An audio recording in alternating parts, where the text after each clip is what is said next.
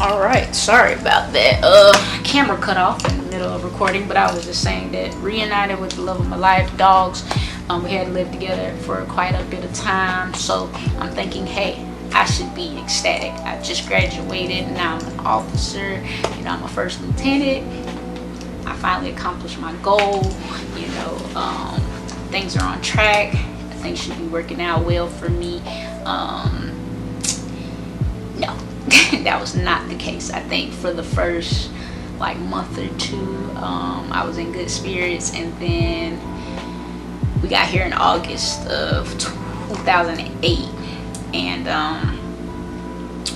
so I want to say August, September, I was in good spirits, and then the pain, it just became unbearable, and it was starting to affect my ability to, like I said in a previous video, to do my PT test. So I started to get sad because I'm not really a competitive person when it comes to other people, but I'm competitive when it comes to myself. I like to perform based on my expectations of myself, and when I can't meet those expectations, I feel inadequate, like most people do. And I was starting to have that inferiority complex, and I was starting to kind of really beat up on myself internally, and I was internalizing a lot of things. I was internalizing frustration because I didn't know what was going on with me, and finally I decided to speak up.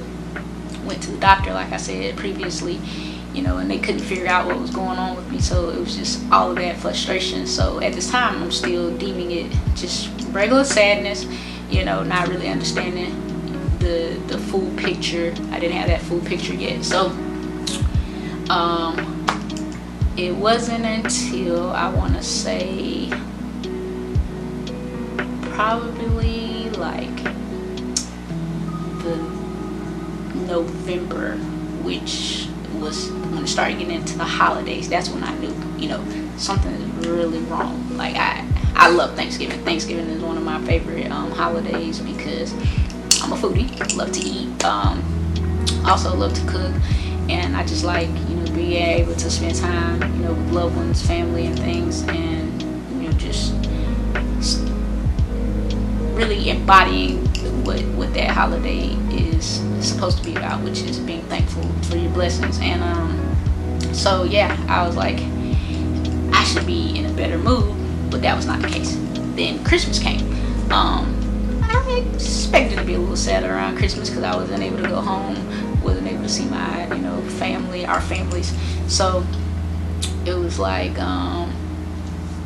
wasn't too surprised by that, but I also did expect to at least be in a little bit better of spirits because I had made work family and family, so friend family, while at Eglin. And so I'm, like I said, I'm resilient. I know how to make do with what I have, and it just was not happening for me. So at this time, this is, so I could paint this picture, this is what was going on. So I'm in bed. I don't want to get out of bed. I'm not a sleeper. I've had trouble sleeping since I think I was in high school, maybe even late middle school. I love to sleep, but I've always had a creative brain. It would never turn off, so I would wake up in the middle of the night, do a lot of writing, poetry, and things like that. That's always been me. But during the day, I would sleep, if I was off, of course. But in college, same thing. Didn't really sleep much, a couple of hours, and I could always function, But this period of time in life, I was in bed for hours, on the weekend, because during the week, my wake up time would be around about 5 o'clock, feed the dogs, walk them, get my stuff ready, get breakfast ready for myself, my husband, we get dressed, and we're heading out the door around the same time. And then, I would come home. I didn't want to do anything other than, shower, possibly eat something, if I had an appetite, and then I would just get right into bed, which is not like me. I was becoming a couch potato, not like me at all. Very lethargic. I didn't want to do anything. I love working out. Working out has always been something that I do, you know, for my mental health, for my to lift my spirit. Love working out, and I also just like staying physically fit and challenging myself. And yeah, so didn't want to go to the gym. In a previous video, I mentioned I'm an introvert by nature, so I already don't like, you know, socializing with large groups of people, but I do like socializing with small groups of people and my loved ones and the ones that I'm close to. And like I said, I had family here, although my longtime faithfuls, which is what I call my very good friends of 20 years, although they weren't here, I did have, you know, my new friends that had become like family for me, and I didn't want to socialize with them, and it was nothing to do with them, it was me. But I couldn't understand what was going on, and then finally when I heard from the doctor that there was a chance that I could have multiple sclerosis, I did the big no-no, which was I started Googling, because, you know, I didn't know anything about multiple sclerosis. I didn't overly Google because I didn't want to scare myself, but I did start doing some research because I was completely ignorant, and learned that, you know, depression was one of the symptoms. And I was like, oh, okay, it's starting to make sense, because I'm like, whoa. But this is the kicker, and this is probably the most important part of the video. I don't know if I mentioned this before. Actually, I do. You know, I did mention this in a previous video. I am a social worker by trade, and basically, I'm also an LCSW, so I am licensed to provide therapy. So that's what I've been doing for the last couple of years. I am a therapist, and so. And when I say this is the kicker, is because I started to feel fraudulent. I started to feel like an imposter, because a big portion of my job and a big portion of the clients and patients that I work with, depression was their major complaint. And, you know, I'm telling them to, you know, engage in behavior activation. I'm telling them to, you know, have a gratitude journal. I'm telling them to do all of these things to help their depression, but I couldn't even help myself. I couldn't even really spot, you know, the symptoms that were there, partially because I was a little bit in denial about what was going on with me, and then also I was grieving, you know, so it was a mixture of a lot of things. I was going through the steps of grief, you know, and like I said, introspection is very important to me, and I hadn't taken that time to really go inside and be like, hey, what's going on with you? So that was huge. And so, as you can imagine, you know, me being a therapist, this is taking a toll on my self-esteem as well, because I'm trying to help my patients, I'm trying to help my clients, and I'm telling them all this stuff and I'm not doing it myself. So I'm like, man, you know, I'm starting to think maybe I shouldn't be doing this for a living, because, you know, I can't even follow the tips that I'm giving my patients, you know. So why should I be recommending these to my patients and clients, and I myself am not taking heed to what I would tell them? And so it really took a blow to my self-esteem, like I said, and so I struggled with that big time. But you know, once I got my diagnosis of MS, it started to make sense. You know, depression is a big part of, not everyone who has MS struggles with depression, because like I said previously, everybody's MS is different, but for me, depression is a big symptom for me. Initially, my top symptoms were chronic pain, the depression, and then the chronic fatigue. And to this day, those are my, you know, top 3 symptoms.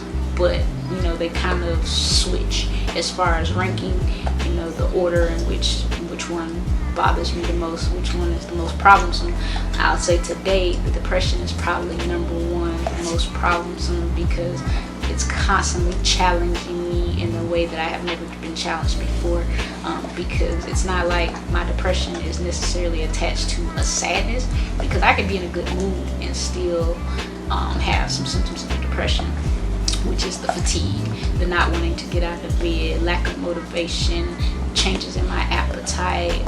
Could be completely happy, but just not able to do anything. And a big part of that is, let me explain. So I said this in the previous video, and I'm going to keep saying that because to kind of redirect you to go back to the previous videos that I've recorded, so I don't have to reiterate or repeat. But I have lesions on the brain. I have 6. Can't really remember all the locations of them, but for educational purposes, depending on where your lesions are located, they can affect certain things in your body. So for me, where my lesions are located, they affect things like my sleep, neurotransmitters, how my body receives, serotonin and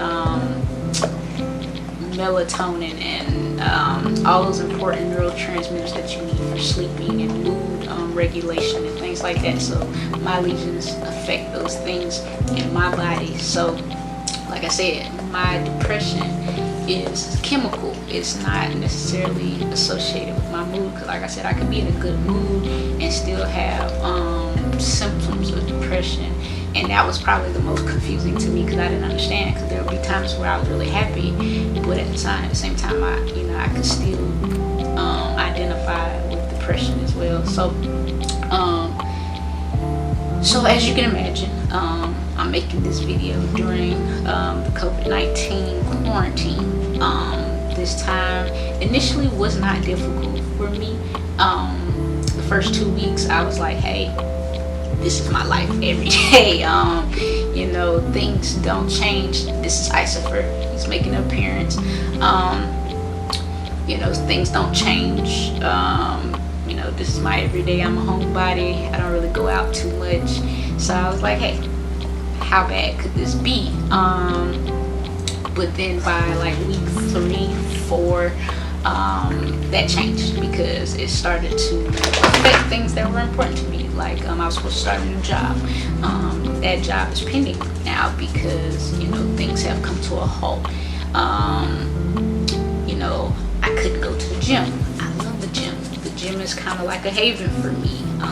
It's where I go to release, and it's where I go to boost my self-esteem and get better, improve myself. And I couldn't do that. That was taken away from me. My sister and my mom were supposed to come visit me for spring break. I couldn't see them, so that was disheartening.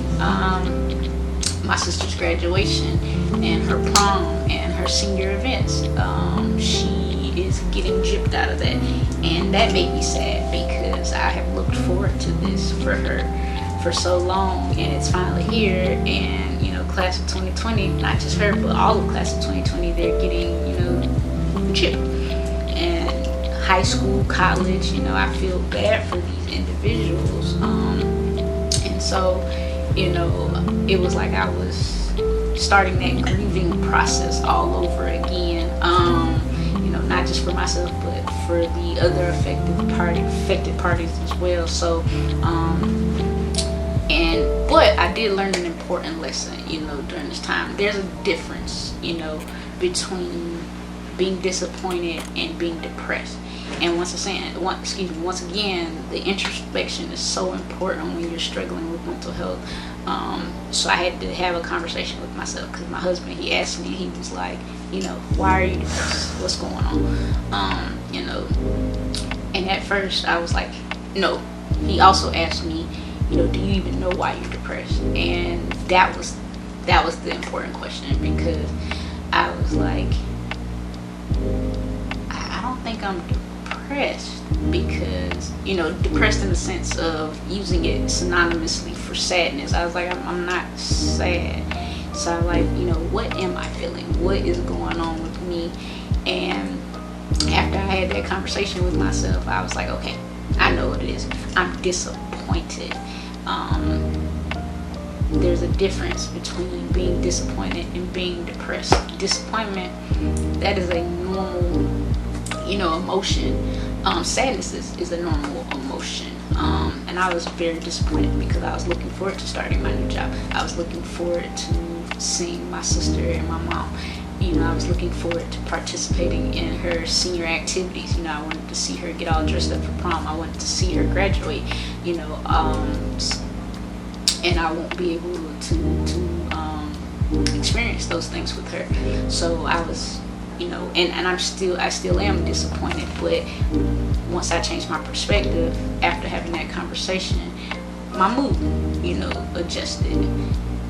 Not saying that the depression changed, because that's something I struggle with daily, because it's, chemical. It took me 12 hours to get out of bed today. I didn't get out of bed until like 1:30 p.m. Not because I was in a bad mood. I was just so tired. I haven't done anything, but that's just how it works. I was so exhausted. I was like, oh my God, I'm so tired. So that's just proof, the chemical reaction in my body. Like I said, it wasn't in a bad mood. I was just really lethargic, didn't have the motivation. I had to continuously push myself and have self-talk, like, hey, you gotta get out of bed, you got things to do. You haven't made a video in a while for your channel. You want to keep doing this because these videos are not just for you, they're to help other people. So come on, do the video. Go to the store, pick up those things. You promised your hubby you were gonna make his favorite pizza. Come on, he wants that. You want him to be happy as well, because his mood is being affected by this as well. So these are the things I had to say to myself to get myself out of the bed. Did I have energy? Not really, but I pushed myself. Does that work for everybody? No, because I know, having patients for several years, struggling with depression, it's not always a snap of a finger, do some self-talk. Hey, this is gonna work. Sometimes it takes a little bit more, which leads me into I am on an antidepressant. This also leads to another very important note. Struggling with my own mental health also pointed out some biases that I have that I wasn't aware of as a mental health professional. I was a little bit biased about taking psychotropic medications. I was very anti, psychotropic meds. Not necessarily for my patients or clients, but for myself. Just because I don't like medications, period. So I avoided going to see a psychiatrist like the plague, because I knew that they were gonna tell me, yes, you are, depressed, and we want to suggest these things to you. But then it just got to the point where I knew I wasn't going to be able to manage it by myself. I was going to need some additional help, so I actually go to counseling, talk therapy, and then I also see a psychiatrist that manages my depression medicinally. So I have those two things. So I'm not a hypocrite. I am actually following the recommendations that I give my patients. I was just stubborn, and like I said, I fought it, which pointed out, some biases that I had, and I've corrected those biases. So I don't want anybody to see this video and mistake what I'm saying. It made me aware, like, of my audacity. How can I be trying to help people and make these recommendations, but I think I'm too good to follow them myself. So I had to check myself and be like, I'm not too good. If I need help, I need to practice self-care, and I need to take care of myself, just like I recommend to my patients and my clients. So it took some time, but I did it, thankfully and prayerfully. I continue to to have those truthful moments with myself and those transparent moments with myself.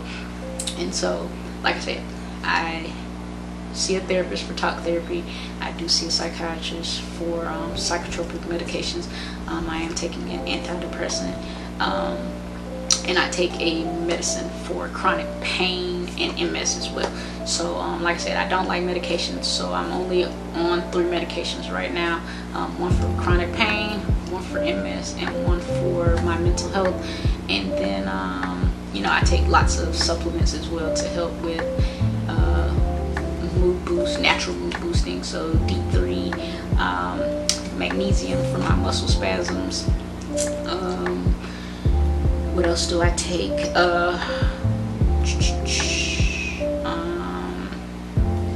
I take an adrenal blend to help with my energy as well. And I'm trying to think what else. Oh, B12. I take the liquid B12 because my psychiatrist told me that metabolizes faster in your body. So I take the liquid B12. So fish oil for cognitive effects. So I am practicing what I preach. Basically is what it all boils down to. I am taking care of myself, and I no longer feel fraudulent. I no longer feel like an imposter because I am doing all the things that I recommend, and it has made a difference. I'm not gonna lie and say that it's difficult. It's not difficult, because it is difficult. Every day I am literally fighting for my life. Like I said, these last 2 weeks have been extremely difficult. I find myself wanting to just sleep all day, but that's just not me. That's not who I am. I have things to do. I'm constantly wanting to better myself in some way, shape, or form, whether it be, my mind, whether it be my body, whether it be my spirit,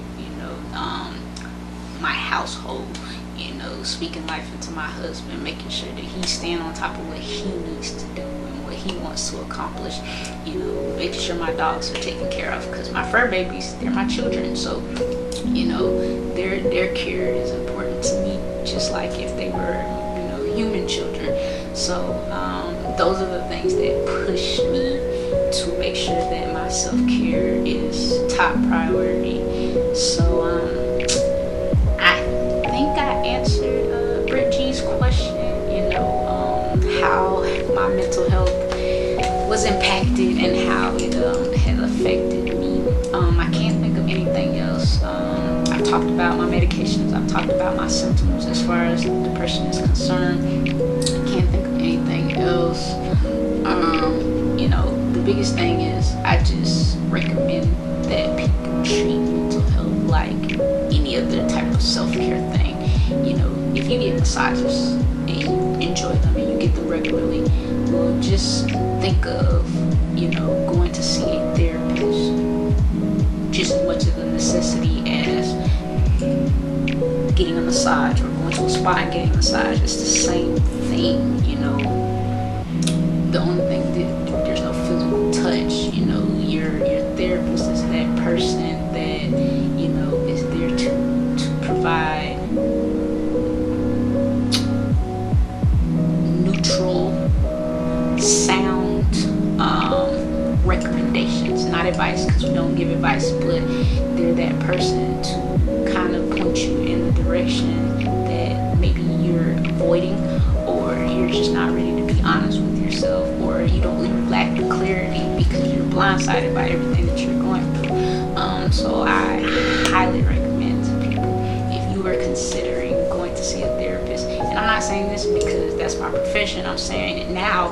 I would have said that in the past because it's my profession, but now I'm saying it because I live it. Not only is it my profession, but I'm living it, and like I said, I admit it to you all, my biases about how I was like, not me, but I got over that because I was in need. If I didn't, I was scared, I was afraid of where I was headed.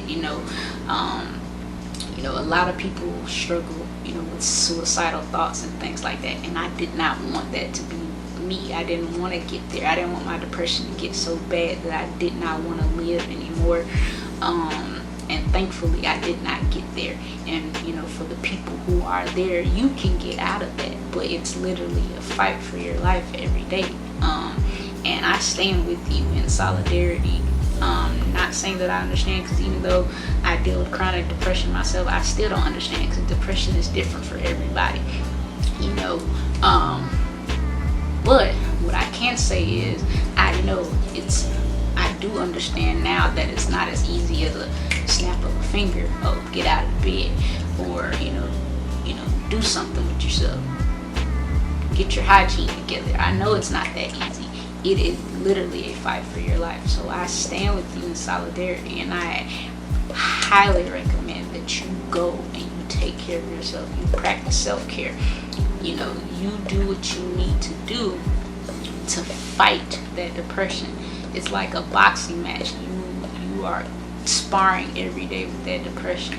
Do not give up. Do not give up. And also, there's a little bit of anxiety too that I struggle with, and I think everybody has a little bit of anxiety. Anxiety is pretty natural. It becomes an issue when it affects your ability to function, in everyday life. So, my anxiety sometimes triggers the depression, because I get so, worked up that, and things don't happen the way I want them to. That's when the depression comes in, because of the disappointment and things like that. So, also knowing yourself is very important. Keeping a journal, making lists. If you don't know yourself, having that introspection, that self-talk, or talking to people who know you and kind of being like, hey, what have you noticed about me? It's a partnership. You don't have to fight by yourself.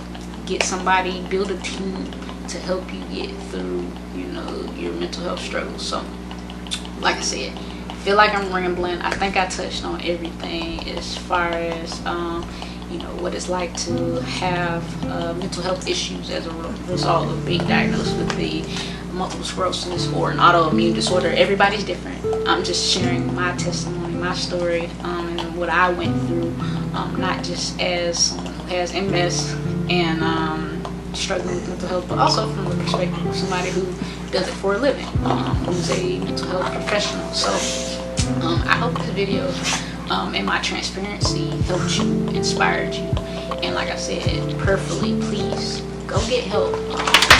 Even if it's not about depression, if it's anxiety, if it's anything, or you just want to talk to somebody, get help. Find a friend, a trustworthy friend, that you can just kind of rant and talk to them about whatever it takes to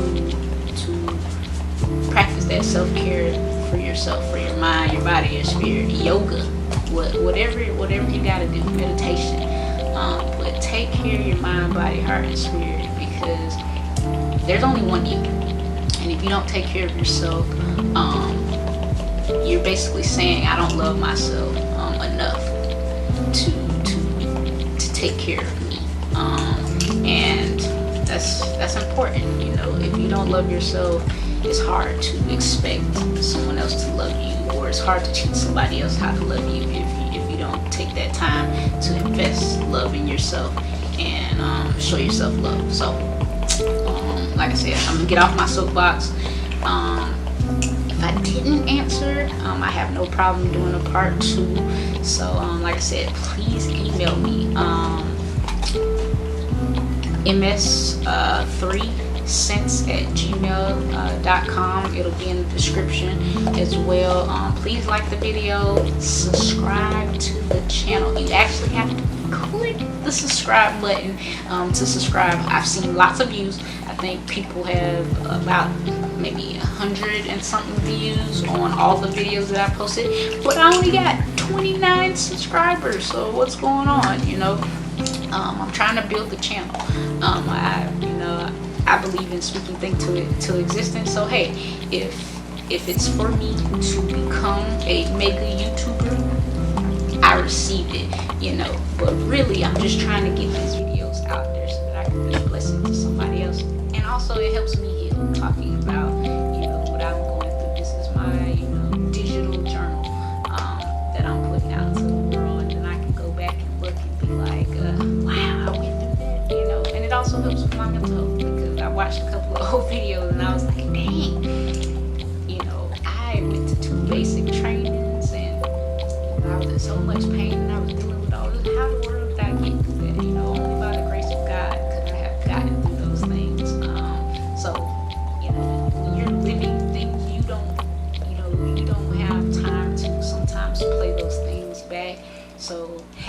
this digital journal is like so helpful to me because it allows me to see how far I've come. On those days that I'm feeling blah or meh, I get to go back and watch the videos and be like, wow, I'm truly blessed. God is good to me.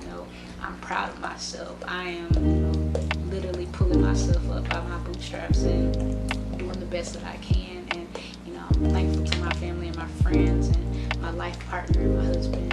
He's an excellent caregiver. So, yeah, what more can I ask for? So, like the video. Go back, watch the previous videos, like those as well. Please subscribe to my channel, and thank you for watching. I really appreciate you all. If you have questions, concerns, if you want prayer, email me, ms3cents@gmail.com. Peace, love, and I hope it makes sense.